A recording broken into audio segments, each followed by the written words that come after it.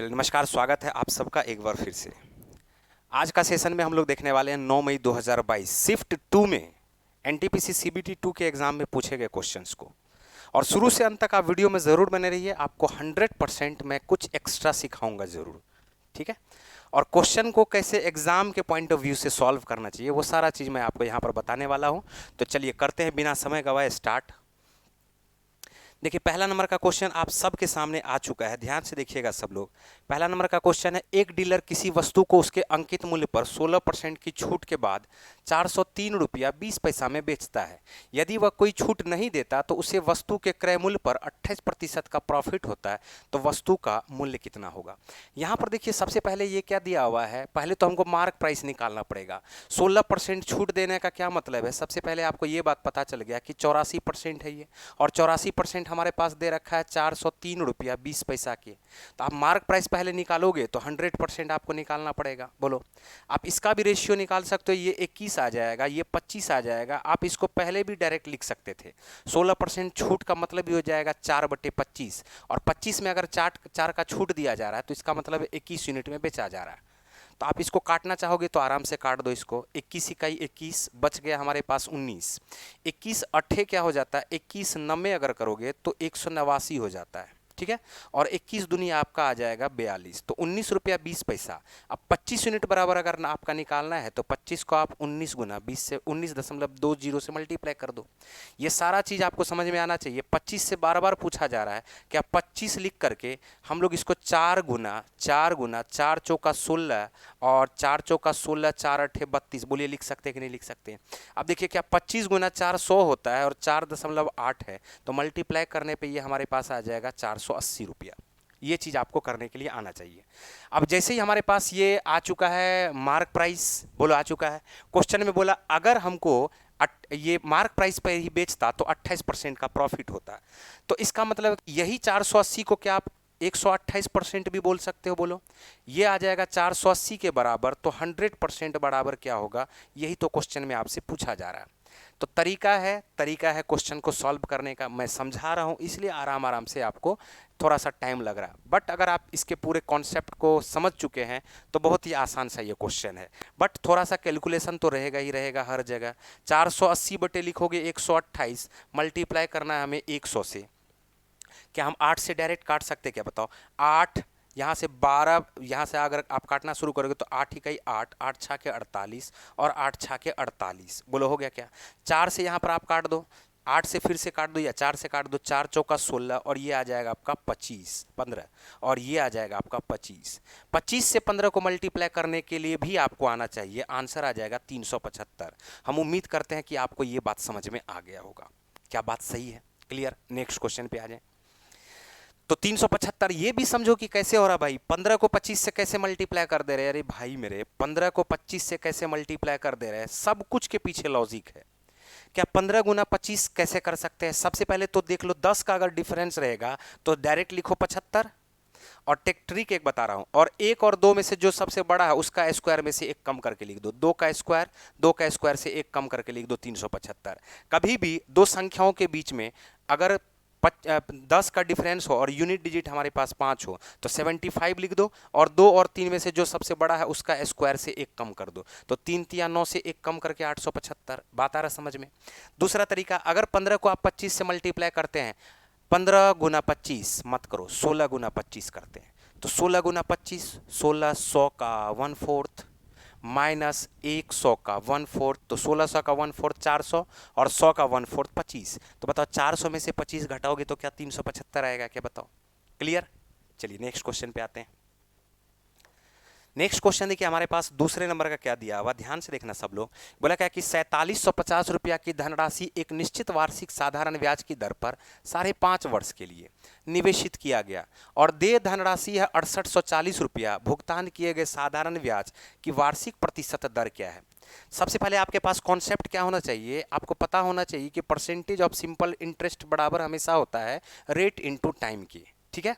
और यहाँ पर टाइम हमारे पास दिया हुआ है, अगर एक वर्ष में अगर हम लोग सिंपल इंटरेस्ट का परसेंटेज निकाल ले तो क्या रेट ऑफ इंटरेस्ट निकल जाएगा क्या, बताओ। निकल जाएगा। कैसे पता करते हैं? अब देखो माइनस करने का भी एक तरीका होता है और उस माइनस को भी समझिएगा। क्या 6840 में से 4750 को कैसे माइनस कर सकते हैं? देखो कैसे माइनस करते हैं। 50 इसमें भी जोड़ दो 4800, 50 इसमें भी जोड़ दो 6890, 50 आप इसमें भी जोड़ दो 4800, 50 आप इसमें भी जोड़ दो 6890। तो 6890 में से अब 4890 को घटाएंगे तो क्या हमारे पास 2090 आएगा? क्या बताओ? तो 2090 हमारे पास सिंपल इंटरेस्ट आ चुका है 5.5 वर्ष में। तो एक वर्ष में ये कितना होगा? 11/2 से डिवाइड करोगे, 11 दूनी 22, 11 इकाई 11, 11 नवे 99, बोलो 11 नवे 99, क्या हमारे पास 380 आ गया? क्या बताओ? अब ये जो 380 है वो 380 हमारे पास सिंपल इंटरेस्ट निकला एक वर्ष का, और एक वर्ष के सिंपल इंटरेस्ट का जो परसेंटेज होता है वही हमारे पास रेट ऑफ इंटरेस्ट होता है। बोलो है कि नहीं है? अब निकाल लेते हैं 380 का परसेंटेज निकाल लेते हैं 4750 के रेस्पेक्ट में गुना कर दो 100 से।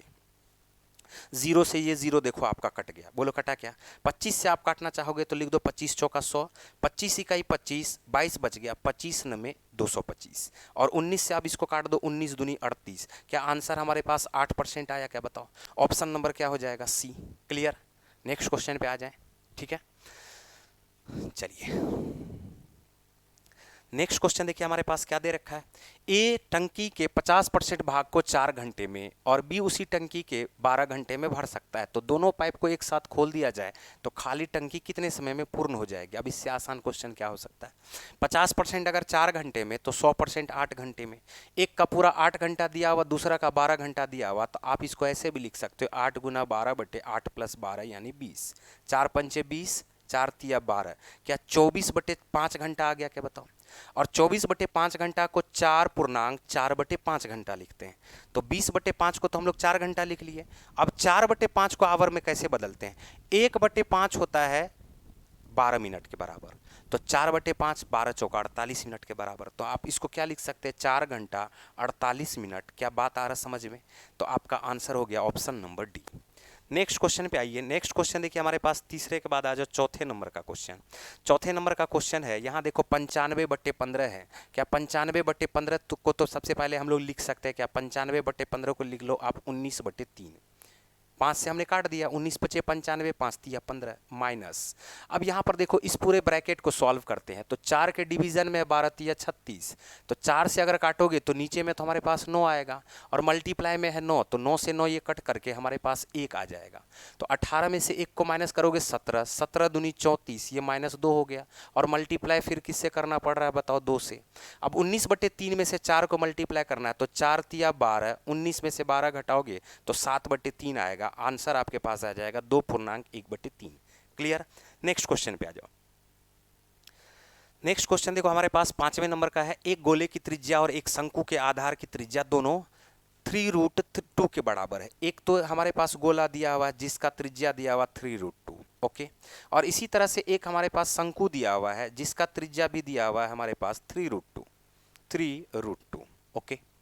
फिर बोला क्या, यदि गोले का पृष्ठीय क्षेत्रफल उस लंबवृत्तीय शंकु के पृष्ठीय क्षेत्रफल के बराबर है तो शंकु की ऊंचाई। तो गोले का पृष्ठीय क्षेत्रफल आपके पास क्या हो जाता है बताओ? 4πr², यानी 3√2 का होल स्क्वायर, और ये बराबर हो जाएगा πrl × πr² के। तो यानी पाई r के जगह पे आप 3√2 लिख लो, और इंटू r + l यानी 3√2 + l। बोलो ठीक है। अब यहाँ से देखो पाई से पाई आपका कट जाएगा, 3√2 से 3√2 एक बार कट जाएगा, 4 × 12√2 में से 3√2 को माइनस करोगे तो 9√2 बराबर हमारे पास क्या आया? l के। तो ये हमारे पास l बराबर क्या आ चुका है? 9√2 के बराबर। क्वेश्चन हमसे पूछा जा रहा है शंकु की ऊंचाई कितनी है, तो बताओ पाइथागोरस प्रमेय से क्या हम लोग इसका हाइट नहीं निकाल सकते? बताओ कैसे निकाल सकते हैं हाइट? देखो 9√2 में से 3√2 का स्क्वायर को माइनस कर देंगे। 9√2 का स्क्वायर 9 में 81 दूनी 162 माइनस 3 × 9 दूनी 18, ठीक है। क्या हमारे पास 144 आ गया? क्या, और 144 का अगर स्क्वायर रूट निकालोगे तो ये हमारे पास 12 सेंटीमीटर आ जाएगा। Option number B. क्लियर? चलिए नेक्स्ट क्वेश्चन पे आते हैं। देखो इसमें क्या है कि ये थोड़ा सा रिकॉर्डेड वीडियो है, तो आप इस क्वेश्चन को क्या कर सकते हैं, इसको बार बार आप रिपीट करके भी देख सकते हैं, पॉज करके भी आप इसको सॉल्व कर सकते हैं, एक बार पीछे जा करके भी इस क्वेश्चन को देख सकते हैं, ठीक है। तो इसलिए मैं यहाँ पर बीच में थोड़ा सा भी गैप नहीं दे रहा हूँ, रुकता नहीं हूँ, क्योंकि टाइम क्वेश्चन हो सकता है कि वीडियो का लेंथ थोड़ा ज़्यादा हो जाए, बट हमारा काम है कि हम ज़्यादा से ज़्यादा टाइम आपको लगाए समझाने में। देखो यहाँ पर क्या क्वेश्चन है, छठे नंबर का क्वेश्चन। हमें लगता है 5 नंबर तक क्वेश्चन हमारे पास कंप्लीट हो चुका है। छठे नंबर का क्वेश्चन पे आ जाओ। छठा नंबर का क्वेश्चन है x बराबर 2 + √3 बटे 2 - √3 है और x - 7 का स्क्वायर पूछा है। बताओ हर का परमेयीकरण करेंगे और हर का परमेयीकरण 2 + √3 से ऊपर नीचे मल्टीप्लाई करना है। तो 2 + √3 से ऊपर नीचे मल्टीप्लाई करोगे तो ये 2 + √3 का होल स्क्वायर होगा और 2 + √3 का होल स्क्वायर 2 का स्क्वायर 4, √3 का स्क्वायर 3, तो 7 प्लस क्या हम लोग 4 √3 लिख सकते हैं क्या बताओ। और नीचे में हमारे पास 2 का स्क्वायर में से √3 का स्क्वायर 3, अंतर क्या आ जाएगा, नीचे में 1 बोला आएगा। तो x का वैल्यू आ चुका है, बोला आ चुका। अब इसमें से बोला 7 को घटा दीजिए और इसका स्क्वायर निकाल लीजिए। तो 7 से 7 कट गया, 4 √3 का स्क्वायर करोगे तो 4 चौका 16 या 48, आपके पास ऑप्शन नंबर ए हो जाएगा। ठीक है, चलिए नेक्स्ट क्वेश्चन पे आ जाओ। नेक्स्ट क्वेश्चन हमारे पास a + b का वह अधिकतम मान ज्ञात कीजिए जिसके लिए 8 अंकीय संख्या 4, 5, 2, 3, a, 6, 0, b 15 से विभाज्य हो। 15 से डिविजिबिलिटी का क्या मतलब है कि 5 से भी कट जाए और 3 से भी कट जाए। यूनिट डिजिट हमारे पास क्या होना चाहिए, अगर अधिकतम संख्या पूछा, अधिकतम मान पूछा है तो हम लोग 5 रख देते हैं। ठीक है, अब यहाँ से देखो 3 से भी कटना चाहिए तो 5, 4, 9 3 से कट गया, 3 से ये कट गया, 6 से 3 कट गया, 5, 2, 7 में से 6 कट गया, तो बचा हमारे पास 1। अब 1 में क्या जोड़े कि ये 3 से कट जाए, 1 में क्या जोड़े तो बोलोगे कि 8 जोड़ दीजिए सर, अधिकतम मान पूछ रहा है तो a का वैल्यू 8, b का वैल्यू 5। क्वेश्चन पूछा क्या, आपको a + b का मान पता करना है, तो 8 में 5 को जोड़ दोगे तो ऑप्शन नंबर आ जाएगा बी 13। क्लियर, चलिए नेक्स्ट क्वेश्चन पे आ जाओ। नेक्स्ट क्वेश्चन देखो हमारे पास दिया हुआ, आवरा ए से बी तक 74 किलोमीटर प्रति घंटा की चाल से यात्रा करता है और बी से ए तक उसी मार्ग से 111 किलोमीटर प्रति घंटा की चाल से लौटती है। तो इस दो तरफा यात्रा के दौरान उसकी औसत चाल ज्ञात करें। देखो 74 के बारे में जान लो, 37 का दुगुना है और 111 37 का तिगुना है। तो 37 का दुगुना, 37 दूनी 74, 37 दिया 111। देखो कितना अच्छा खूबसूरत सा नंबर है और क्वेश्चन कैसे सेट किया जाता है एग्जाम में। बोला क्या कि अब आपको पता है कि औसत चाल अगर निकालना है तो दो तरीके से निकाला जा सकता है। लिखोगे 2 × 74 × 111, बोलो लिखोगे क्या, और नीचे में क्या लिखोगे 74 + 111। अब रुको, अब बोलोगे क्या 74 + 111 को हम ऐसे नहीं लिखते हैं। जब 37 का दुगुना है 2 गो 37 और 3 गो 111 है तो 5 गो 37 लिखेंगे और 5 गो 37 को क्या 5 × 37 लिखेंगे, बताओ ऐसे लिखेंगे। अब इससे हमारे पास फायदा क्या हो जाएगा, देखो क्या हम लोग इसको काट सकते हैं, 37 × 37, 37 दूनी 74। अब बताओ नीचे में अगर कभी भी 5 दिख जाए ना तो ऊपर नीचे 2 से मल्टीप्लाई कर दो। इससे क्या फायदा होगा, दशमलव के रूप में यूज कर लेना। 2 दूनी 4, 4 दूनी 8, 8 को 111 से मल्टीप्लाई करोगे तो 888 और नीचे में 10 है तो इसका मतलब पॉइंट के रूप में यूज कर लेंगे, 88.8 किलोमीटर पर आवर हो जाएगा, ऑप्शन नंबर ए। दूसरा तरह से क्वेश्चन हम बना सकते हैं कि एक का स्पीड है 74 किलोमीटर पर आवर, दूसरे का स्पीड है 111 किलोमीटर पर आवर। अब हम लोग क्या करते हैं, इसका टोटल यूनिट डिस्टेंस ले लेते हैं जो कि इसका एलसीएम होता है। तो 37 × 2 74 और 37 × 3 हो जाता है 111, एलसीएम आ चुका। अब इसका स्पीड क्या आ जाएगा, पहले वाले का पहले तरफ से स्पीड आ जाएगा इसका 74 से काट दोगे तो ये 3 और दूसरे तरफ से स्पीड आ जाएगा इसका 2, बोलो आएगा क्या। अब टोटल यूनिट डिस्टेंस क्या होगा, ऐसा ऐसा 2 बार डिस्टेंस तय कर रहा है तो ऐसा ऐसा अगर 2 बार डिस्टेंस तय कर रहा है तो 2 × 37 × 2 × 3, अरे एक बार गया और एक बार आया तो ऐसा ऐसा 2 डिस्टेंस तय किया ना, ये टोटल डिस्टेंस। और टोटल टाइम हमारे पास क्या आ जाएगा, बताओ टोटल टाइम हमारे पास 5 आ जाएगा, बोलो आएगा कि नहीं आएगा। अब देखो कहानी खत्म है, फिर से ऊपर नीचे आप 2 से मल्टीप्लाई कर लो तो क्या सब हो जाएगा, 37 दिया 111, 2 दूनी 4, 4 दूनी 8, 8 को 111 से गुना करोगे तो आएगा 888 और नीचे में हमारे पास 10 है तो बताओ क्या आंसर 88.8 किलोमीटर पर आवर आएगा, ऑप्शन नंबर ए।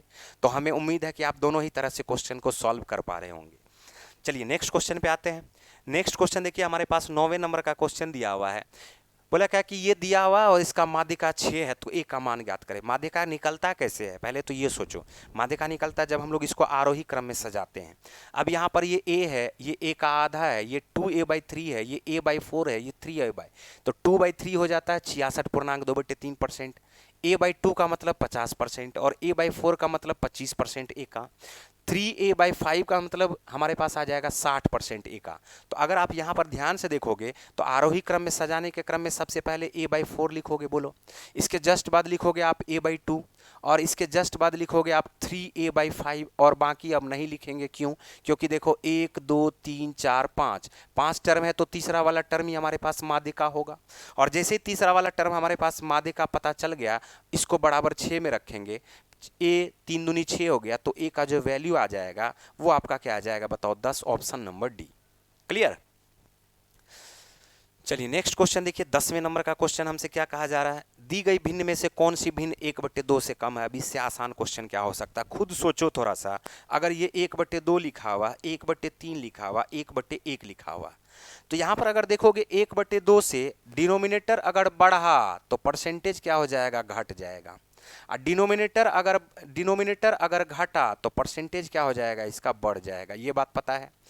डिनोमिनेटर अगर एक ऊपर में रहे और डिनोमिनेटर हमारा बढ़ता चला जाए तो परसेंटेज और फ्रैक्शन का वैल्यू हमेशा क्या होगा? छोटा होता चला जाएगा।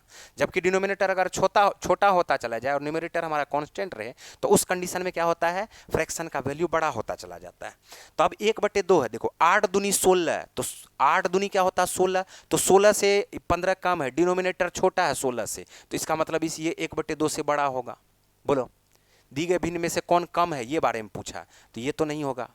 11 दूनी 22, 22 से फिर छोटा आ गया, ये भी नहीं होगा। 5 दूनी 10, ये भी नहीं होगा।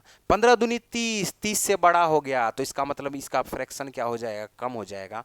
आंसर हो जाएगा हमारे पास 15/31। हम उम्मीद कर सकते हैं कि ये तरीका भी आपको समझ में आ गया होगा। चलिए नेक्स्ट क्वेश्चन पे आइए। 10 नंबर के बाद आ जाओ 11 नंबर का। एक विद्यालय की कक्षाओं में 5, 6 और 7 में क्रमशः 360, 520 और 280 छात्र हैं। इन छात्रों को एक यात्रा पर ले जाने के लिए किराए पर लेना है। यदि प्रत्येक बस में छात्रों की संख्या समान हो और प्रत्येक बस में एक ही कक्षा के छात्र हो तो प्रत्येक बस में बैठ सकने वाले छात्रों की अधिकतम संख्या ज्ञात कीजिए। अधिकतम संख्या ज्ञात करने के लिए बोल रहा है, तो बताओ क्या इसका HCF लेंगे क्या? हम तो चेक कर लेंगे ऑप्शन से भी चेक कर लेंगे तो हो जाएगा। जैसे पहला ऑप्शन है तो देखो 0 0 0 तो कट गया, सबसे बड़ा संख्या लेना है। पहला ऑप्शन है 0 0 0 कट गया, क्या 4 से 28 कट जाएगा, 36 कट जाएगा, 52 कट जाएगा। पहला ही ऑप्शन हमारा सही हो गया। देखो दूसरा ऑप्शन नहीं होगा, 0 से कट गया तो क्या 3 से देखो 28 कट रहा है क्या? नहीं। 2 छोटा ही हो गया। 5 से काटोगे तो 5, 0 से तो कट गया, 5 से नहीं कटा ना। देखो 36 में नहीं कटा, 52 भी नहीं कटा, 28 भी नहीं कटा, तो ये दोनों तो हमारा वैसे ही एलिमिनेट हो गया। अब 40 और 20 में जो बड़ा वाला संख्या है वही तो हमारा HCF होगा, तो आंसर तो हमारा 40 ही हो जाएगा। बताओ दूसरा तरीका, हम इसका डिफरेंस निकाल लेते हैं जो कि इसका HCF होगा। बताओ। चलो नेक्स्ट क्वेश्चन पे आ जाओ। डिफरेंस निकालने का क्या मतलब है? 360 और 520 का जो डिफरेंस हो जाएगा, 360 और 520 का जो डिफरेंस हो जाएगा, क्या हमारे पास 160 हो जाएगा क्या? बताओ।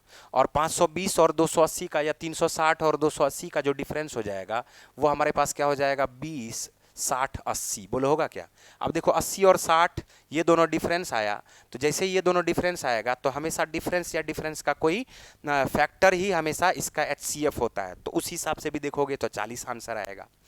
चलिए नेक्स्ट क्वेश्चन पे आइए। 12 नंबर का क्वेश्चन देखिए हमारे पास दे रहा है, रेणु के प्राप्तांक गलती से 9 के स्थान पर 99 हो गए। तो 9 के स्थान पर 99 हो गए तो हम लोग क्या देख पा रहे हैं कि 90 टोटल बढ़ गया। कितना टोटल बढ़ गया बताओ? 90। क्वेश्चन में क्या कहा जा रहा है? कक्षा के औसत प्राप्तांक 2.25 अधिक हो गए। तो कक्षा में छात्रों की संख्या सोचो थोड़ा, टोटल बढ़ा है 90 और एक आदमी का बढ़ा है 2.25। तो अगर एक आदमी का 2.25 बढ़ा है और टोटल बढ़ा है 90, तो क्या आदमियों का संख्या निकालने के लिए एक आदमी के का जो वृद्धि हुआ उससे डिवाइड कर देंगे तो आदमियों का संख्या निकलेगा कि नहीं निकलेगा? या आपको इतना बात जरूर पता होगा कि हमें पता है कि टोटल बराबर होता है average into number of term. बोलो होता है क्या? तो यहीं पर अगर नंबर ऑफ टर्म निकालना होगा तो क्या हम लोग टोटल बटे एवरेज निकाल सकते हैं कि नहीं निकाल सकते हैं? और एवरेज का कॉन्सेप्ट होता क्या है? एवरेज का कॉन्सेप्ट होता है कि प्रत्येक में बराबर बराबर बटना, या कहीं भी पर का यूज हो रहा है, प्रति का यूज हो रहा है, वो सारा का सारा एवरेज कहलाएगा मैथमेटिक्स में। ध्यान से देखो, अब ये 2.25 प्रत्येक का बढ़ा है, वास्तविक औसत है ना। तो प्रत्येक का औसत बढ़ने का क्या मतलब? प्रत्येक का बढ़ना। तो एवरेज बढ़ा है और टोटल बढ़ा है, तो टोटल बटे एवरेज करेंगे तो नंबर ऑफ टर्म निकल जाएगा, नंबर ऑफ स्टूडेंट्स निकल जाएगा। सॉल्व करो यहाँ से, देखो 0 0 0, 25 से काट दो इसको तो 25 9 हो गया। अब हम 25 से इसको मत काटना शुरू कर दो, देखो ये हमारे पास 2 बार 0 आया, इसको अब काटना शुरू कर दोगे तो फिर हमारा 9 से 9 बेकार चला जाएगा। तो कुछ चीज़ को सोचना पड़ेगा। जैसे 9 आया तो 9 से 9 काटने के लिए पर्याप्त है, तो 25 से हम इसको ना काट के 25 चौका 100 इसको काट देते हैं। कट गया।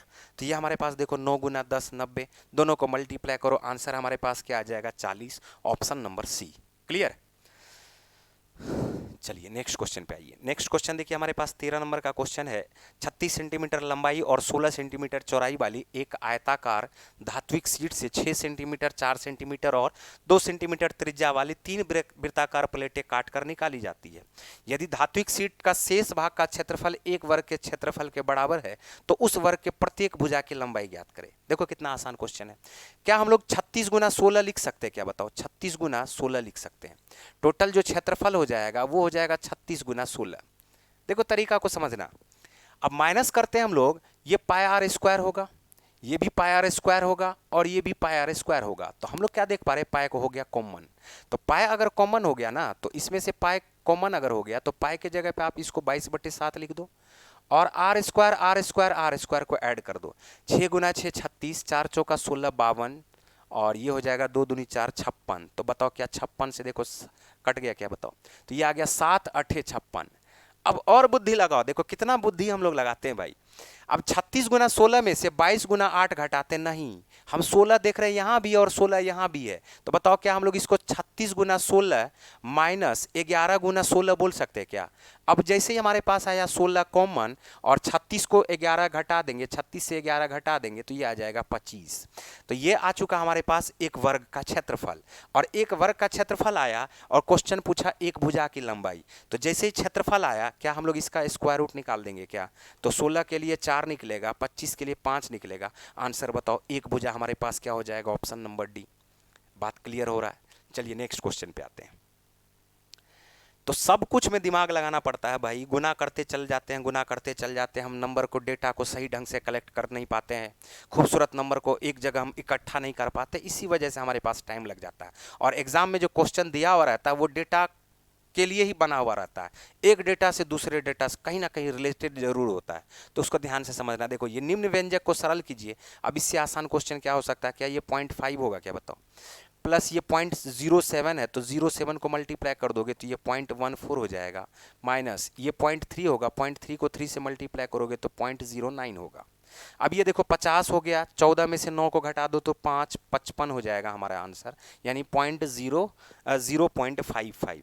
अरे 14 में से 9 घटा दिए तो 5, दो दो डिजिट है सब दशमलव के बाद। 14 में से 9 गया तो 5, अब 5 जोड़ दिए 50 में, आंसर हो गया 0.55। नेक्स्ट क्वेश्चन पे आइए। 14 के बाद आ जाओ 15 नंबर का क्वेश्चन। एक किसी वस्तु को 12,300 रुपया में खरीदता है, ठीक है। एक किसी वस्तु को 12,300 रुपया में खरीदता है और 200 रुपया भाड़े में व्यय कर देता है। वह इस वस्तु को 10% लाभ पर बी को बेचता है, जो इस वस्तु को 6% लाभ पर सी को बेचता है। सी उस वस्तु को पर अपने क्रय मूल्य से 2915 रुपया अधिक अंकित करता है और ग्राहक को 10% छूट देता है, तो सी द्वारा अर्जित लाभ ज्ञात करें। देखो क्वेश्चन अगर देखा जाए तो कैलकुलेटिव है, लेकिन अगर कैलकुलेशन आपका सही ढंग से आता है, डेटा के लिए डेटा को आप रखते हैं, तो देखना कि कितना आसान है क्वेश्चन। लेकिन समझिए कब घटाना है, किसको घटाना है, कैसे घटाना है, कब गुना करना है, सारा बात आपको समझना पड़ेगा। क्या आपको पता है क्या कि 12,300 में 200 जोड़ दोगे तो 12,500 हो जाएगा? सबसे पहला बात, 12,500 का 10% 1250 होता है। 10% प्रॉफिट ले लेगा तो 1250 12,500 में जोड़ेगा तो क्या 13,750 हो जाएगा क्या? इतना बात तो आपको स्पीड में आना चाहिए। हमने क्या किया, फिर से देखो, हमने क्या कहा, टोटल हमारे पास 12,500 आ चुका। अब इसको 10% प्रॉफिट पर बेच रहा है तो 12,500 का 10% 1250 होगा, ये प्रॉफिट पर बेचेगा तो क्या 1250 ऐड कर देंगे क्या? तो ये आ जाएगा 13,750। बोलो आएगा कि नहीं आएगा? फिर क्या बोला, 6% प्रॉफिट पर सी को बेचा। फिर देखो 6% वाले में क्या करते हैं, ध्यान से देखना। क्या आपको पता है क्या कि 10% इसका हो जाएगा 1375, तो 1% हो जाएगा 137 रुपया 50 पैसा। बोलो होगा कि नहीं होगा? तो 1% हुआ 137 रुपया 50 पैसा, तो 2% हो जाएगा 137 रुपया 50 पैसा का डबल। 100 का डबल 200, 37.5 का डबल 75, तो आया 275। 275 हुआ 2%। 6% निकालने के लिए 3 गुना करते हैं, तो 200 का 3 गुना 800, 75 का 3 गुना 225। तो टोटल हमारे पास जो बढ़ना चाहिए इसका 6%, क्या हमारे पास 800 800 825 होना चाहिए कि नहीं होना चाहिए, ये बताओ। अब देख लो, ये 6% आपको निकालने के लिए आना चाहिए, गुना करने लग जाते वो गड़बड़ है। बात आ रहा समझ में? चलिए निकाल लेते हैं। अब यहाँ पर देखो 825 को जैसे ही जोड़ोगे तो 50-25 मिलके आएगा 75, ये आ जाएगा आपका 8-7-15 14,575। बोलो इसके लिए कौन दिया? सी दिया पैसा। अब सी क्या करता है, यहां पर ध्यान से देखना, सी का ये कॉस्ट प्राइस है। सी का क्या है? कॉस्ट प्राइस है। सी क्या किया? सी बोला क्या कि हम इसको 2915 रुपया बढ़ा के बेचेंगे। तो सी के लिए कॉस्ट प्राइस है 14, सी के लिए देखो कॉस्ट प्राइस क्या है? 14,575। और सी क्या कर रहा है? सेल कैसे कर रहा है? बोला क्या कि हम इसको पहले तो बढ़ाएंगे, और इसको बढ़ा करके इसका जो है इसको बढ़ाएंगे 14,575 में 2915 बढ़ाएंगे। कितना बढ़ाएंगे? 2915, क्योंकि दे रखा है। अब बोला क्या कि हम 10% छूट देंगे। कितना परसेंट छूट देंगे? 10%। चलो 10%, ये हमारे पास मार्क प्राइस आ गया। अब 10% हम छूट दिलवाते हैं। तो जोड़ के हम 10% क्यों छूट दिलवाएं? देखो समझाते हैं। 14,575 का 10% अगर छूट दिया जाएगा, डिस्काउंट की मैं अगर बात करता हूं तो डिस्काउंट दिया जाएगा तो 1457 रुपया 50 पैसा होगा। बोलो छूट। 7-7-2915 का 10% अगर छूट देगा तो क्या हम लोग 291 रुपया 50 पैसा बोलेंगे कि नहीं बोलेंगे? तो बताओ ये टोटल कितना छूट दिया? तो 50-50 1, 7-1-8 1 9 हो जाएगा, 9-5-14 हो जाएगा, 14-2-16 1 17 हो जाएगा। तो असल में ये कितना रुपया का छूट दे रहा है? 1749 रुपया का। अब यहां पर बात है, घटाना तटाना मत। ये तो आपको समझ में आ गया। 14,575 कॉस्ट प्राइस है, इसमें हम लोग 2915 को जोड़ देते हैं तो ये इसका मार्क प्राइस हो जाएगा। और 10% छूट देने का मतलब असल में ये कितना छूट दे रहा है बताओ? 1749। ये भी कैसे निकाले? तो 14,575 का 1457 रुपया 50 पैसा और 2915 का 291 रुपया 50 पैसा। तो टोटल ये कितना का छूट दिया? 1749। अब सोचो, थोड़ा बुद्धि लगाओ। देखो बुद्धि कैसे लगाते हैं। 14,575 में तो खरीद किया था, 2915 बढ़ाया और 1749 का छूट दिया। ध्यान से समझना हम क्या बोल रहे हैं। 2915 बढ़ाया, ये इसका मार्क प्राइस है, और 1749 का छूट दिया। तो फायदा तो इसको ये नीचे वाला होगा ना, मतलब 2915 में से 1749 को डायरेक्ट घटा देंगे। आंसर 1749 को घटा देंगे। अब ये भी तो आपको घटाने के लिए आना चाहिए, ये भी घटाने के लिए नहीं आता कुछ लोगों को। फिर से हम 100 बार बोल चुके हैं, बताओ। अब देखो ये 2916 हो गया और ये 1750 हो गया। 2900 में से 1700 घटा दोगे तो 1200, 1200 में से 50 घटा दोगे तो 1150, और 15 प्लस एक मिल करके 1100, 50 प्लस 16 मिल करके आंसर जो आ जाएगा वो आ जाएगा 1166। अब बताओ कि देखो कैलकुलेशन कैसा कर लिए। अब ये बताओ कि क्यों हमको घटाना पड़ा, कहाँ घटाना पड़ा। क्या ये बात आया समझ में? हम फिर से एक बार समझाते हैं, इसको समझने का कोशिश कीजिए और इस ट्रिक को पकड़िए। अप्लाई करना आपके बस की बात है, बस आप इसके पीछे जाइए और इसके बेस में आइए और इसको समझने का कोशिश कीजिए। अगर एक बार समझ गए ना तो इतना ज़्यादा टाइम नहीं लगेगा। मैं आपको समझा रहा हूँ, एक बार फिर से रिपीट करके ध्यान से देखो। हमने क्या कहा? ये तो 300 रुपया 200 रुपया भाड़ा लगाया तो 12,500 हुआ। 12,500 में 10% यानी ये आ जाएगा 13,750, और 13,750 का 6% निकालते। कैसे निकाल लिए? हमने बोला 1% निकालो 137 रुपया 50 पैसा, 2% निकालो 100 का डबल 200, 37.5 का डबल 75, 2%। 6% निकालने के लिए 3 गुना कर दिए, 200 का 3 गुना 600, 75 का 3 गुना 225, तो 825 आया। हमने इस दोनों को ऐड कर दिया, 50 में 25 जोड़ा तो आ गया 75, 137 में 8 जोड़ा तो आ गया 145। तो ये सी का कॉस्ट प्राइस निकल गया। अब सी क्या किया? 14,575 में से 2915 जोड़ा तो ये देखो ये हमारे पास है 14,575। ध्यान से देखना, अब जो मैं समझाने जा रहा हूं इसमें ये क्या किया? बढ़ा करके लिख दिया 2975। 2900 ये जो है ये पूरा का पूरा 2915 रुपया है। अब क्या किया? 10% का छूट दिया। तो हमने क्या किया? इसको जोड़ने के बजाय इसका 10% 1457 रुपया 50 पैसा, इसका 10% 291 रुपया 50 पैसा। तो हमने देखा 1749 रुपया का छूट दिया। अब ये पूरा है 2915, और 2915 में से यहाँ से छूट दिया, यहाँ से छूट दिया, यहाँ से छूट दिया, और ये छूट दे दिया है 1749 रुपया का। अब बताओ कि प्रॉफिट जो होगा, ये तो कॉस्ट प्राइस है तो प्रॉफिट तो ये वाला होगा ना, बताओ प्रॉफिट ये वाला होगा। तो हमने बोला 2915 में से डायरेक्ट 1749 को घटाओ, बाकी कुछ करने का जरूरत नहीं है, ये प्रॉफिट निकल जाएगा। 2915 में से 1749 को घटाओ, 1166 आ गया आंसर। बाकी को हम क्यों जोड़े 14,575 में, क्यों घटाए, तो फालतू का टाइम बर्बाद करना हुआ ना। चलिए नेक्स्ट क्वेश्चन पे आते हैं। नेक्स्ट क्वेश्चन में आते हैं, और यदि एक धनात्मक संख्या का वर्ग उसके 5 गुने से 6 अधिक है तो संख्या ज्ञात करें। 1 सेकंड में ऑप्शन से आंसर मार देंगे इसमें। एक धनात्मक संख्या का वर्ग चेक कर लो, 8 8 64, 8 5 40, 6 46, 9 9 में 81, 9 5 45, 6 51, 6 6 के 36 और 6 5 30 प्लस 6। अब देखो ध्यान से समझना, चलो देखना क्या है, अब इसको छोड़ दो, इसको तो ऐसे ही बना लेना, कोई ज़्यादा ज़रूरी नहीं है एक्स वगैरह कुछ भी मानने का इसमें, ठीक है। चलो नेक्स्ट क्वेश्चन पे आ जाओ। 7वें नंबर का क्वेश्चन है, देखो 18% वार्षिक चक्रवृद्धि ब्याज की दर से 1 वर्ष 4 माह के लिए निवेशित किया जाता है, जिस पर ब्याज की गणना 8 मासिक चक्रवृद्धि ब्याज पे आधार पे की जाती है। तो चक्रवृद्धि ब्याज 3816 रुपया है, तो निवेशित धनराशि ज्ञात करें। अब 18% चक्रवृद्धि ब्याज की दर है और 8 महीने के लिए लग रहा है, तो बताओ 8 महीने के लिए अगर लग रहा है तो 8 महीने के लिए 8/12 वर्ष हुआ, और ये 18 महीने तो पूरे वर्ष के लिए होता है। बताओ, तो हम लोग इसको लिखते हैं 4 तिया 12, 4 दूनी 8, 3 छः के 18। क्या हमारे पास 12% प्रति 8 मंथ्स के लिए हो गया कि नहीं हो गया, बताओ। रेट ऑफ इंटरेस्ट जो हमारे पास लगेगा वो लगेगा 12% प्रति 8 मंथ्स। अब 1 वर्ष 4 महीना का मतलब होता है 16 महीना, और 16 महीना में 8 महीना 2 बार आता है, तो 2 बार अगर आता है तो ध्यान से देखो, क्या 12% 12% और 12% का 12% 1.44% होगा कि नहीं होगा। अगर आप देखोगे effective rate of compound interest, तो ये हमारे पास आ चुका है 25.44%, और यही बराबर दे रखा है 3816 के। किसके दे रखा है, 3816 के। अब हमसे क्वेश्चन जो पूछा है, क्वेश्चन पूछा जा रहा है क्या, आपको बताना है निवेशित धनराशि यानी 100% बराबर क्या होगा।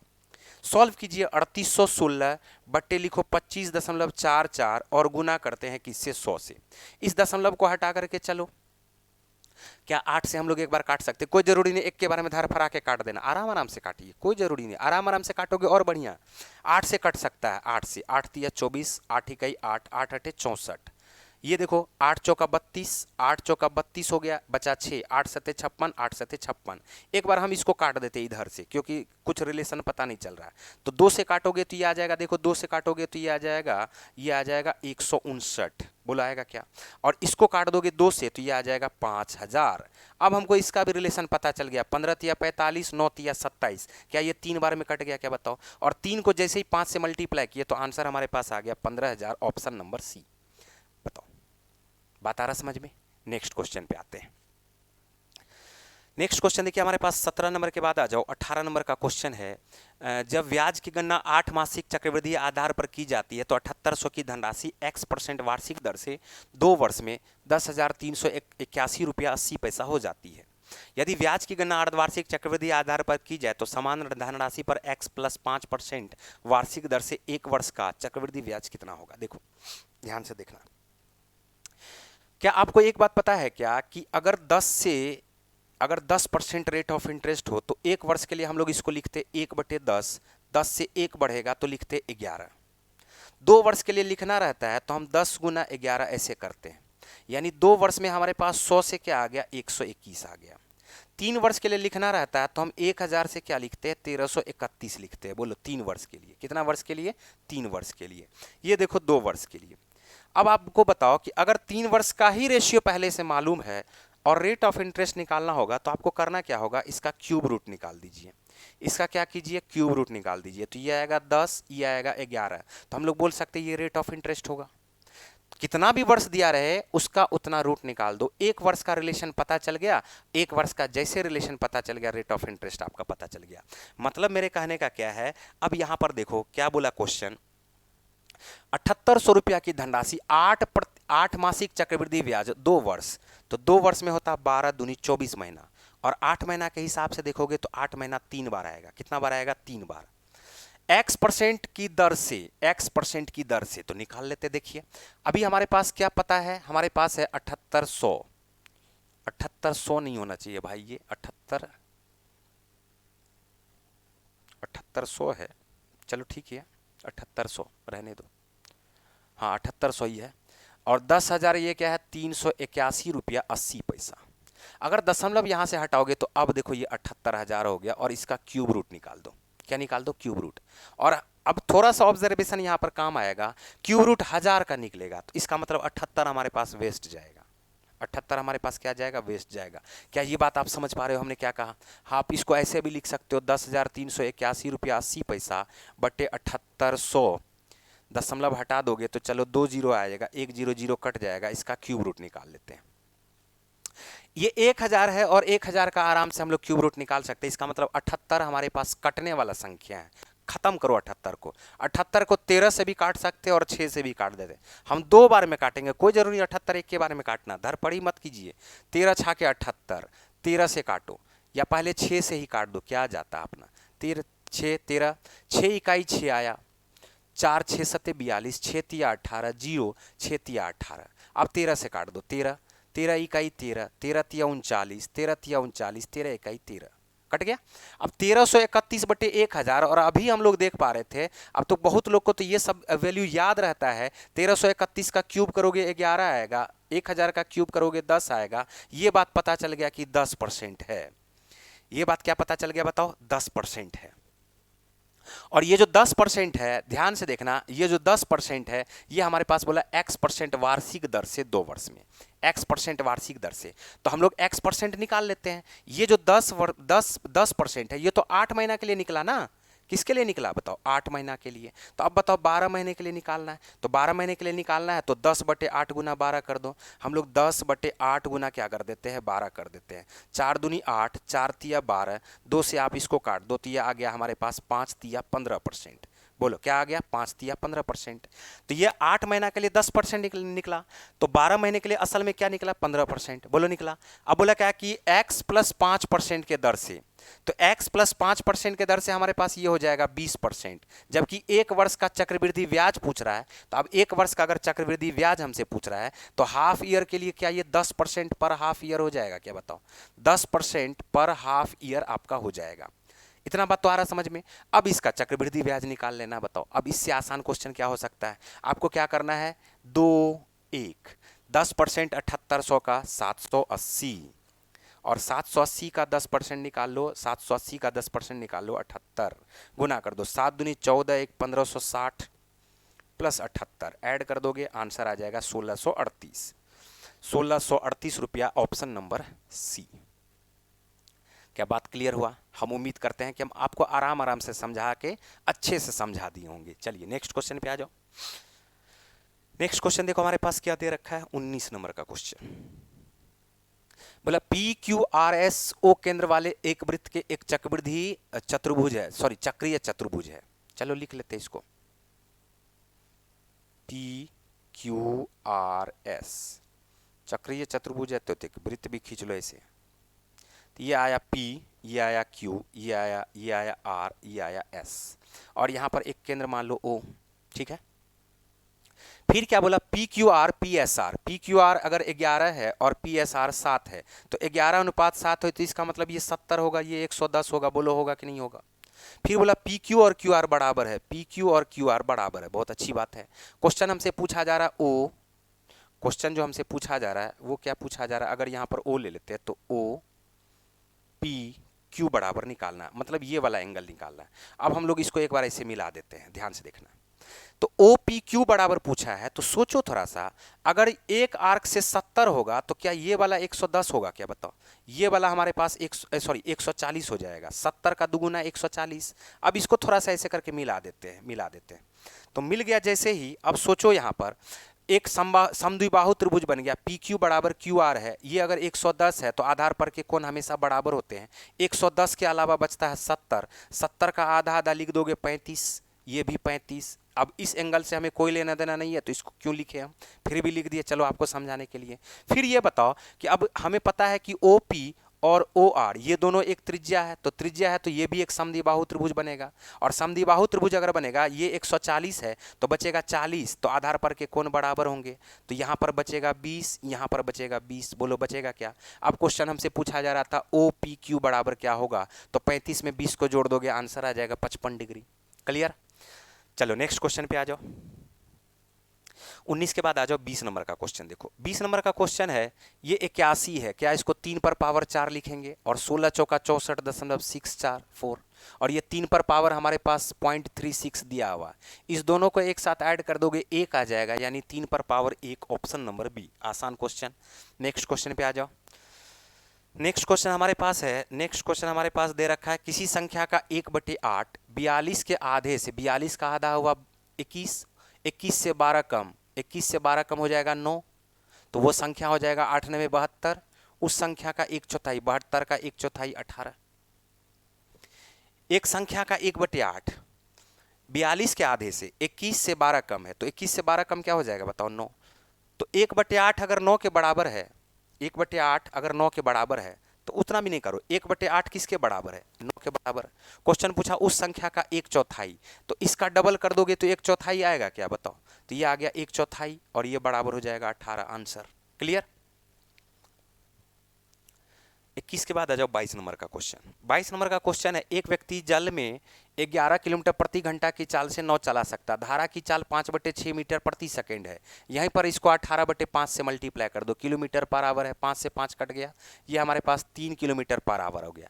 बोला धारा के विपरीत, तो धारा के विपरीत है तो 11 से 3 घटा देते हैं, क्या आ जाएगा 8 किलोमीटर पर आवर, 9 का स्पीड। फिर बोला क्या 36 किलोमीटर की दूरी तय करने में कितना समय लगेगा। अब बताओ 36 क्या 4.5 के बराबर है, 8 चौका 32 बचा 4, 4/8 का मतलब आधा, क्या 4.5 घंटा के बराबर हो जाएगा, और 4.5 घंटा का मतलब 4 घंटा 36 minute. Answer option number A. Clear. Next question 22 के बाद देखो 23 नंबर का क्वेश्चन, के का वह अधिकतम मान ज्ञात करें जो 6 अंकों वाली संख्या 2 4 3 1 2 के में के स्थान पर रखने से ये 6 से विभाज्य होगी। 6 से विभाज्य होने का क्या मतलब है, ये 2 से भी विभाज्य होना और 3 से भी विभाज्य होना। 2 से विभाज्य होने का क्या मतलब है कि किसी भी हाल में के इवन नंबर होगा। के क्या होगा बताओ, इवन नंबर होगा, ये तो होना ही चाहिए, तभी तो बात आ रहा समझ में। अब क्या करते हैं, 3 से डिविजिबिलिटी का मतलब है कि सब कट जाना चाहिए, सम ऑफ डिजिट 3 से कटना चाहिए। 4 2 6 3 से कट गया, 3 कट गया, 2 1 3 3 से कट गया। अब के बराबर क्या रखोगे कि 3 से कट जाए और इवन नंबर भी हो जाए, बताओ। के बराबर इवन नंबर, तो even number single digit number है तो 8 से शुरू करते हैं, उल्टा 8 अधिकतम मान पूछ रहा था, तो 8 तो 3 को नहीं काटेगा, 3 से नहीं कटेगा, तो 8 के जस्ट नीचे वाला कौन सा होता है 6, तो 6 3 से भी कट जा रहा, तो के का जो अधिकतम मान है क्या हमारे पास 6 आ जाएगा, क्या option number D. Next question पे आ जाओ। नेक्स्ट क्वेश्चन देखो हमारे पास क्या दे रखा है, 23 के बाद 24, 11 15 20 30 में से प्रत्येक से के घटाया जाए, 11 से के घटाओ, 15 से के घटाओ, और क्वेश्चन बोला क्या कि ये प्रोपोर्शन में हो जाएगा, तो 2k + 2 और 3k स्क्वायर के बीच मध्यानुपाती ज्ञात करना है। तो पहले तो k का मान निकालना पड़ेगा, तो यहाँ पर 20 - k लिखो और 30 - k लिखो। अब इस तरह के क्वेश्चन में हम लोग थोड़ा सा अपना प्रेजेंस ऑफ माइंड का यूज करते हैं, उस संख्या को चुनते हैं। अब उस संख्या को सब में मत चुनो, देखो उस संख्या को चुनो जिससे कि इसको भी घटाए और इसको भी घटाए, तो ये दोनों एक दूसरे के रिलेशन में आए।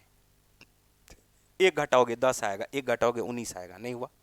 2 घटाओगे 9 आएगा, 2 घटाओगे 9 आएगा, ये 18 आएगा, लग रहा रिलेशन में है। फिर एक बार चेक कर लेंगे, तो यहाँ भी वही होना चाहिए ना, 15 में से 2 घटाओ 13, ये तो 28, 13 दूनी 26 नहीं हुआ, जबकि 9 दूनी 18 होना चाहिए था, 2 नहीं आया। 3 के लिए 8 होगा, 3 के लिए 17 होगा, 8 17 तो कोई रिलेशन है बने। 4 घटाओगे तो ये 7 होगा, 4 घटाओगे तो 16 होगा, नहीं है रिलेशन में। 5 घटाओगे तो ये 6 होगा, और 5 घटाओगे तो 15 होगा, मतलब 6 और 15 हो सकता है रिलेशन में। चेक कर लेते हैं, ये 6 आया, और यहाँ पर भी आप 5 घटाओगे तो ये 10 आएगा। ये अगर 15 आया तो यहाँ पर भी 5 घटाओगे तो ये 25 आ जाएगा। अब देखो तो कुछ है क्या रिलेशन, हाँ है रिलेशन, देख लो 6 का ये 2.5 गुना है और 10 का ये 2.5 गुना है, तो 6 का भी 2.5 गुना, 10 का भी 2.5 गुना, या काट के देख लो, ये 3/5 आया, 5 तिया 15, 5 पचे 25, ये भी 3/5 आया। इसका मतलब के हम लोग क्या मान के चले थे बताओ 5। और इस तरह के क्वेश्चन को ऐसे ही बनाएंगे तो ज़्यादा बेटर होगा, बताया समझ में। तो के का वैल्यू हमारे पास 5 आया। अब हमारे पास क्या आ जाएगा, 5 दूनी 10, 10 2 12, 12, और ये आ जाएगा 5 पचे 25, 25 तिया 75, तो 12 गुना 75 का क्या करना है हमको, स्क्वायर रूट निकाल लेना है। 12 गुना 75 का स्क्वायर रूट निकाल लेना। बताओ 12 गुना 75 का कैसे स्क्वायर रूट निकालते हैं, सब कुछ के पीछे लॉजिक है भाई। 4 तिया 12 होता है, तो 4 के लिए तो 2 लिखो, और 3 को 25 में गुना करोगे 225, और 225 का स्क्वायर रूट आएगा 15। आंसर हो जाएगा 15 दूनी 30, ऑप्शन नंबर डी। 12 गुना 75 गुना करने के लिए आपको आना चाहिए 12 गुना 75 है, क्या 3 गुना 4 लिख सकते हैं 12 को, और 75 को 75 रहने दो, 75 दूनी 150, 150 दूनी 300। तो अब बताओ 3 को 300 से गुना करोगे तो वैसे भी ये 900 आ गया, और 900 का स्क्वायर रूट निकालोगे तो 30 आ जाएगा। ठीक है, नेक्स्ट क्वेश्चन देखो, 24 के बाद आ जाओ 25 नंबर का क्वेश्चन। 25 नंबर का क्वेश्चन हमसे कह रहा है कि एक धनराशि 15% वार्षिक साधारण ब्याज पर वार्षिक ब्याज पर ये 3.1/3 वर्ष में, साधारण ब्याज और समान धनराशि पर 12% वार्षिक दर पर 5.1/2 वर्ष में प्राप्त साधारण ब्याज से 1840 कम है, तो धनराशि ज्ञात करें। देखो कितना आसान क्वेश्चन है, 15 तिया 45 और 15 गुना 1/3 आता है 5, तो टोटल इस दोनों को मल्टीप्लाई करने पे आएगा 50%। बोलो आएगा क्या? 12 पंचे 60 और 12 का 1/2 निकालोगे तो 6, तो टोटल आ जाएगा 66%। इस दोनों का अंतर हमारे पास आएगा 16%, और यही 16% बोला जा रहा है कि 1840 के बराबर है, तो 100% आपको निकालना है। बताओ कितना आसान क्वेश्चन आ गया, 1840/16 और गुना कर दो 100 से, 8 दूनी 16, 8 दूनी 16, 8 तिया 24, 230 और काट दो, ये 115 बार में कट जाएगा। अब 115 को 100 से गुना करोगे, option number C answer. Next question 25 के बाद आ जाओ 26, 3 सेंटीमीटर त्रिज्या वाले अर्धगोले का आयतन क्या होगा? आंख बंद करके आंसर लिख सकते हो। बताओ 4/3 पाई आर क्यूब, यानी 3 गुना 3 गुना 3, तो 3 से 3 वैसे भी कट जा रहा है, 3 तिया 9, 9 चौका 36, आंसर हो जाएगा 36 पाई क्यूब, 36 पाई सेंटीमीटर क्यूब। बात आया समझ में? 4/3 सॉरी अर्धगोला है क्या, इसका आधा कर दो, अर्धगोला है, गोला नहीं है, तो 36 भी नहीं होगा, तब 18 हो जाएगा। बात आया समझ में? तब क्या हो जाएगा 18, या आप इसको ऐसे लिख लो 2/3 पाई आर क्यूब, यानी 3 गुना 3 गुना 3, तो 3 से 3 काट दो, 3 तिया 9, 9 दूनी 18 पाई, आंसर हो गया। अगर हम गोला का भी निकाल लिए तो गोला का आधा लिख दोगे, अर्धगोला 18। बात आया समझ में? नेक्स्ट क्वेश्चन पे आ जाओ। किसी घन के मुख्य विकर्ण की लंबाई हमारे पास है 12 सेंटीमीटर, आयतन ज्ञात करना है। तो विकर्ण अगर 12 है तो एक भुजा हो जाएगा 12/√3, और इसका विकर्ण इसका अगर आयतन ज्ञात करना है तो क्यूब कर दोगे। अगर आयतन ज्ञात करना, क्या 4 तिया 12 हो जा रहा है क्या? 3 से काटोगे तो ये आ जाएगा 4√3। बोलो आ जाएगा, 4 तिया 12 कट गया। अब 4√3 का क्यूब कर दोगे, 4 चौका 16, 16 चौका 64, 64 तिया 192√3, आंसर आ जाएगा आपका 192√3 सेंटीमीटर क्यूब। खत्म। नेक्स्ट क्वेश्चन 27 के बाद आ जाओ 28 नंबर का क्वेश्चन। 28 नंबर का क्वेश्चन देखो क्या कह रहा है, किसी चट्टान पर बैठा एक प्रेक्षक एक नाव को 30 डिग्री के अवनमन कोण पर देखता है, जो एक समान चाल से तट के प्रेक्षक के ठीक नीचे स्थित एक बिंदु की ओर आ रहा है, और 10 मिनट बाद नाव का अवनमन कोण 60 डिग्री पाया जाता है। तो नाव द्वारा तट तक पहुंचने में लगा कुल समय ज्ञात करें। सबसे पहले मैं आपको एक बात समझाने जा रहा हूं, और इसको समझिएगा ध्यान से। इस क्वेश्चन को बनाने से पहले देखो यहां पर, ये अगर 60 डिग्री है और ये अगर आपके पास 30 डिग्री है, तो ये वाला जो डिस्टेंस होगा और ये वाला जो डिस्टेंस होगा, इसका रेशियो क्या हो जाता है मैं बता देता हूं। ये 1:3 आ जाता है रेशियो। पूछोगे क्यों? अब बताओ, बताता हूं मैं क्यों। देखो, अगर 30 डिग्री के सामने ये x है, तो 60 डिग्री के सामने हो जाता है x√3। 60 डिग्री के सामने क्या हो जाता है? x√3। बोलो होता है क्या? अब ये 60 डिग्री के सामने अगर x है, तो 30 डिग्री के सामने x/√3 हो जाता है। x बटे क्या हो जाता है? √3। तो ये वाला डिस्टेंस हमारे पास आया x/√3, और ये वाला डिस्टेंस आया x√3। तो x से x कट गया, √3 उस तरफ चला जाएगा, तो 1 क्या आ जाएगा? 3 आ जाएगा। क्या ये बात आप समझ पा रहे हैं क्या? बताओ। मतलब अगर एक ही तरफ भी ऐसा करके लिखा जाए, अगर ये 30 डिग्री है और ये हमारे पास 60 डिग्री है, तो ध्यान से देखना, क्या हम लोग इसको लिखेंगे 1 1 और ये क्या रेशियो हो जाएगा? 3। बोलो होगा क्या? तो इतना दूर जो हमारे पास बचा रहेगा वो कितना यूनिट हो जाएगा? बोलोगे 2 यूनिट रह जाएगा। अब क्वेश्चन में बोला क्या कि पहले था अवनमन कोण 30 डिग्री, यानी उन्नयन कोण नीचे से 30 डिग्री था, तो उन्नयन कोण यहाँ से ये 60 डिग्री पे आ गया। कब? कितना मिनट में? इसको लगा 10 मिनट में, यानी 2 डिस्टेंस तय किया ये 10 मिनट में। क्वेश्चन बोला तट तक पहुंचने में कितना समय लगा, तो 2 यूनिट डिस्टेंस तय किया 10 मिनट में, तो 1 यूनिट डिस्टेंस तय करेगा 5 मिनट में। अब टोटल जो टाइम लग जाएगा वो लगेगा 10 + 5 मिलके, आंसर लिख दोगे 15 मिनट। क्या बात आया समझ में? क्लियर हो रहा है बात? चलिए नेक्स्ट क्वेश्चन पे आते हैं। देखो मैं थोड़ा एक्सप्लेन भी कर रहा हूँ मैं कोशिश ये कर रहा हूँ, देखो होता क्या है कि कुछ लोग ये चाहते हैं कि सर आए और 2-2 सेकंड में ऐसे मारते चले जाए, तो हम तो आंसर मार के चले जाएंगे, लेकिन उससे आपका फ़ायदा नहीं हो पाएगा। इसलिए हम आराम आराम से समझा रहे हैं। कुछ अगर एक्स्ट्रा चीज़ समझाने का है तो हम उसको भी आपको समझा दे रहे हैं, जिससे कि आपके आने वाले एग्जाम में काम आ जाए। ठीक है, चलो। त्रिभुज के आधार की लंबाई संगत ऊंचाई से 6 सेंटीमीटर अधिक है। त्रिभुज की आधार की लंबाई संगत ऊंचाई से, यह आधार की लंबाई है त्रिभुज की संगत ऊंचाई से 6 सेंटीमीटर अधिक है। अगर ये x है तो ये x प्लस 6 है, ये बोला जा रहा है। ठीक है, अब इसका क्षेत्रफल 108 है, तो आपको इतना बात तो जरूर पता होगा, हाफ इंटू एक्स प्लस 6 को मल्टीप्लाई करोगे x से तो ये आ जाना चाहिए 108 के बराबर। अब इस 2 को उस तरफ लेके चले जाओ तो x इंटू एक्स प्लस 6 और ये बराबर आ जाता है 216 के, और 216 बहुत ही खूबसूरत सा नंबर है, बहुत ही ज़्यादा खूबसूरत सा नंबर है। मैं इसमें एक चीज़ आपको समझाने जा रहा हूँ, इसको समझना। देखो, 12 को अगर 18 से गुना करना है, 32 को अगर 38 से गुना करना है, 47 को 43 से गुना करना है, 44 को 46 से गुना करना है। देखो, सब में एक बात कॉमन क्या है बताओ? सब में एक बात कॉमन है कि sum of unit digit is 10 and rest of digit is same. यहां पर आप क्या देख पा रहे हैं कि सम ऑफ यूनिट डिजिट हमारे पास 10 है, इसके अलावा हमारे पास क्या है, सारा सेम है। 2 8 10 बाकी सेम है, 7 3 10 बाकी सेम है, 6 4 10 बाकी क्या है, सेम है। तो इसको कैसे गुना करते हैं? इस दोनों को आपस में गुना कर दो, 8 दूनी 16, 2 डिजिट में लिखना हमेशा। और एक आया तो एक का सक्सेसिव नंबर से मल्टीप्लाई कर दो, 1 दूनी 2, क्या 216 आएगा क्या? बताओ, वही बात यहाँ पे भी है। फिर देखो, 8 दूनी 16, अगर ये बात जान रहे होते तो कितना आसान क्वेश्चन है, ये 12 और ये 18, 12 गुना 18 ही तो 216 होता है, और हम 216 के बारे में पहले से जान रहे थे। अब x प्लस 6 पूछा, क्वेश्चन पूछा आधार का, तो आप भी अगर पहले से जाने रहते तो आसानी से आंसर आ जाएगा। बोला आएगा कि नहीं आएगा? तो हम आपको यहाँ पर सिखा देते। देखो, 8 को 2 से गुना करोगे, लिखोगे 16, और 3 का सक्सेसिव नंबर 3 चौका 12, 7 तिया 21, 4 का सक्सेसिव नंबर 20, 20 100 21, 6 चौका 24, 4 पंचे 20। ऐसा आ गया क्वेश्चन एक, ऐसा आ गया क्वेश्चन, ऐसा आ गया क्वेश्चन 121 गुना 129, तो 9 इकाई 9, 2 डिजिट में लिखना हमेशा, और 12 को 13 से गुना करोगे 156। बात आया समझ में? तो आंसर आपके पास क्या आ जाएगा? हालांकि इस क्वेश्चन का आंसर आपके पास क्या आ जाएगा? Option number D. Clear? Next question पे आते हैं। 29 के बाद आ जाओ 30 नंबर का क्वेश्चन। देखो, 30 मीटर ऊंची एक मीनार के शीर्ष से एक व्यक्ति भूतल पर खेल रहे बच्चे को 30 डिग्री के अपनमन कोण पर देखता है। तो मीनार के पाद बिंदु बच्चे के बीच की दूरी ज्ञात कीजिए। अब इतना आसान क्वेश्चन हो सकता है? बताओ। देखो कितना आसान क्वेश्चन हो गया। एक व्यक्ति यहां पर बैठा हुआ है और अवनमन कोण बन रहा 30 डिग्री का, तो इसका मतलब उन्नयन कोण भी बन रहा 30 डिग्री का, और ये वाला एंगल हो जाएगा 60 डिग्री का, और ये 30 मीटर ऊंचा मीनार है। तो बोला क्या, ये बच्चा जो है और इसका बीच का डिस्टेंस ज्ञात करना है। तो 30 के बीच, 30 के डिग्री के सामने में 30, तो 60 डिग्री के सामने में 30√3, यही वाला डिस्टेंस हमसे पूछ रहा था। Option number A. ठीक है, नेक्स्ट क्वेश्चन पे आ जाओ।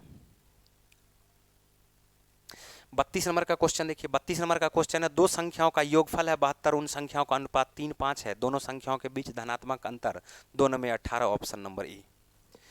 5 3 8, 8 में 72, अंतर है दोनों का 2, तो 8 में 72 1 यूनिट 9 के बराबर, और अंतर हमारे पास 2 आया, तो 2 में 18 के बराबर। नेक्स्ट क्वेश्चन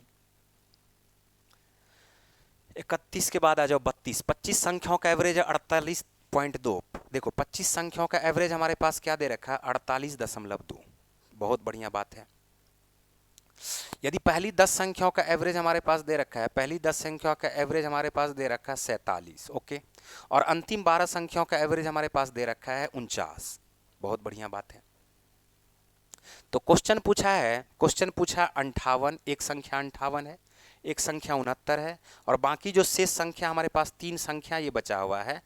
ठीक है, 3 संख्या जो ये हमारे पास इधर बचेगा, उस तीनों का क्या पूछा हमसे? एवरेज पूछा। देखो कितना आसान है, गुना उना करने के चक्कर में रहोगे ना तो फिर तो एग्जाम खत्म हो जाएगा। बात को समझो।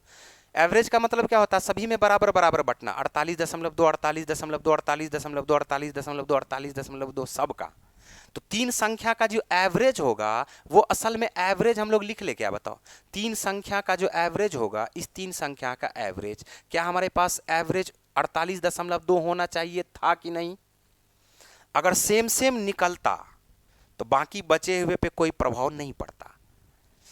अगर 25 संख्या का एवरेज 48.2 है, 3 संख्या का एवरेज 48.2 के साथ निकलेगा, तो बाकी जो हमारे पास 22 संख्या बचेगा उसके एवरेज पे कोई प्रभाव नहीं पड़ता। सेम संख्या इंक्लूड, सेम संख्या एक्सक्लूड होगा तो एवरेज पे कोई प्रभाव नहीं पड़ता है। लेकिन यहाँ पर प्रभाव पड़ा है, वो क्या प्रभाव पड़ा है हम दिखाते हैं आपको। बताओ, पहले तो यहाँ से देखो कि -1.2 कम हो गया, और 10 संख्या में अगर कम हुआ है तो इसका मतलब ये 12 कम हुआ है। कितना कम हुआ है बताओ? 12।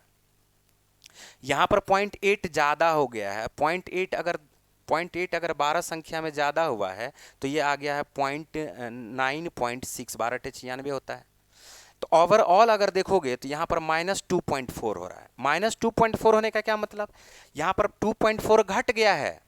अब ये जो 2.4 घट गया है तो वो किधर चला गया होगा? उस तीनों में। तो उस तीनों में तो टोटल गया होगा 2.4। तो तीनों में बराबर बराबर बटेंगे तो क्या 0.8 बांटेंगे क्या बताओ? यानी 48.2 में 2.4 बटे क्या 3 बांटेंगे, तो इस तीनों संख्याओं का जो एवरेज आएगा वो आएगा 49। रुको, अभी आंसर नहीं हुआ। अब यहां से देखो, समझो ये बात। तो पहले आपको इतना बात तो आपको निकालने के लिए बेसिक है, इतना तो आपको निकालने के लिए आना चाहिए। फिर देखो, जब हमें पता है कि 3 संख्याओं का एवरेज हमारे पास 49 है, 3 संख्याओं का एवरेज क्या है? 49। एक आदमी आ रहा था 58 लेकर के, बोले रुक, 58 लेके मत आओ, क्योंकि एवरेज है। एवरेज ऐसा घर है जिसमें सब बराबर होगा। तो हम बोले ठीक है भैया, क्या करें? बोले पहले तुम 49 लेके आओ। तो एक संख्या आया, ये 49 लेके आया, तो इसका हम 9 जमा करवा लिए अलग। फिर बोला क्या 69 आ रहा था, बोले रुको रुको रुको, तुम भी रुको, 49 लेके आओ, 20 एक्स्ट्रा। अब इसका भी 20 जमा हो गया, इसका भी 9 जमा हो गया। अब ये देखो, ये तीनों का एवरेज 49, इसका भी 49, इसका भी 49। बताओ इस पांचों का एवरेज अभी फिलहाल हमारे पास क्या है? इस पांचों का एवरेज हमारे पास क्या है बताओ? 49 है कि नहीं है? लेकिन 29 हमारे पास जमा है, तो 29 को क्या करेंगे? पांचों में बराबर बराबर बांट देंगे। 29 जमा है ना, एक्स्ट्रा है, तो 29 को पांचों में बराबर बराबर अगर बांटोगे तो ये आ जाएगा 5 पचे 25, 5 अठे 40, यानी 49 प्लस 5.8, और आंसर आपका आ जाएगा 54.8। हम उम्मीद करते हैं कि ये कॉन्सेप्ट आपको बहुत बढ़िया तरीके से समझ में आ गया होगा। ठीक है, चलिए नेक्स्ट क्वेश्चन पे आते हैं। नेक्स्ट क्वेश्चन देखो, 32 के बाद आ जाओ 33 नंबर का क्वेश्चन। 33 नंबर का क्वेश्चन कितना आसान सा क्वेश्चन है। बोला ए और बी एक कार्य को 18,750 में करने का ठेका लेता है। ए इस कार्य को 20 दिन में, बी इस कार्य को 30 दिन में पूर्ण कर सकता है, जबकि सी की सहायता से वे 8 दिन में पूर्ण करते हैं। तो सी को उस कार्य के अनुपात में कितना? तो जो जितना काम करता है भैया उसको पैसा उतना मिलेगा। तो ये 20 दिन में कर सकता है, तो 8 दिन तक सी का सहायता लिया, तो 8 दिन तक तो ए भी किया होगा ना, तो ये 8/20 काम कर लिया। ये बी भी 8/30 काम कर लिया होगा। तो पहले तो चेक कर लो कि आखिर ये लोग काम कितना किया है। तो अगर देखोगे 20 तिया 60, तो 8 तिया 24, 8 दूनी 16, तो ये 40/60 काम कर लिया है। तो 40/60 काम करने का मतलब 2/3 काम जो है वो ए और बी दोनों मिल करके कर लिया। तो बाकी जो काम बचा हुआ है, बाकी काम बचा कितना होगा? 1/3। वो कौन किया होगा बताओ? सी। जब 1/3 काम सी किया होगा तो 1/3 पैसा भी तो लेगा। किसका 1/3 लेगा बताओ? 18,750 का। काट दो यहाँ से, 3 छा के 18, 25 तिया 75, आंसर आ जाएगा 6250, ऑप्शन नंबर सी। ठीक है, चलिए 33 के बाद आ जाओ 34 नंबर का क्वेश्चन।